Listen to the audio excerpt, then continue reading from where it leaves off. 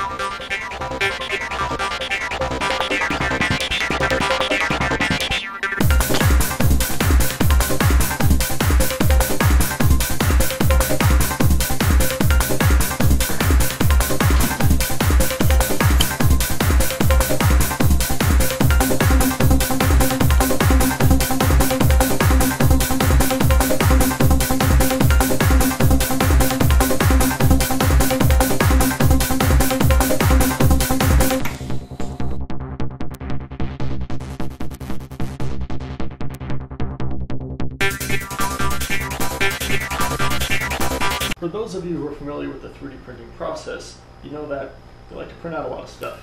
You also know that printing that stuff out uses a lot of spool material. For instance, something like this part right here can easily use half a kilogram of your material. Now, since these kilogram spools cost anywhere from $35 to $40 and up, the part like this right here would cost you $15 to $20. That's where the STRUdittle comes in. The STRUdittle takes ABS plastic pellets and turns them into the spool material. Now, these pellets right here only cost $2 to $5 per pound, or 1/5 to 1/10 the cost of a pre-made spool material. For those of you who have shopped around, you'll know that there are very few products in the market available to the home hobbyist that can do what the STRUdittle can do. Of all the other products out there, they're either huge and bulky, will cost you an arm and a leg, only available in kit form, or they don't have near the tolerance that the STRUdittle can do. For one, the STRUdittle is very compact. It measures only 9.4 inches wide, by about 8 inches high, by about 6.4 inches deep, plus this extra 2.5 inches for the extrusion tube here that sticks out. It's also incredibly reliable. We've run these things for days at a time in-house with no problems whatsoever. It's very quiet. You barely hear this thing when it's running. It uses very little power. Making the spool will probably cost you about 30 to 50 cents depending on where you live and how much electricity you use. It's very inexpensive when you compare it to trying to build it yourself or buying from the competition. It'll pay for itself in just 10 spools worth of material that you make.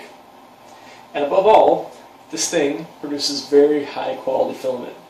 From our in-house test, we've seen that for the freehanging version, where it just coils over the edge of a table and coils onto the floor, we've achieved plus or minus 0.05 millimeters.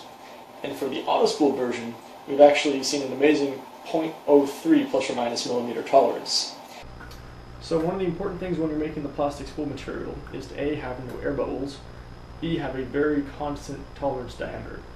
If the plastic varies by a lot, say 0.1 millimeters, on a 1.75 millimeter spool, that's 11% variation in the actual material that's coming out. So when you're creating a part, the machine doesn't know how much plastic you're spooling out, and you end up getting a very poor quality part.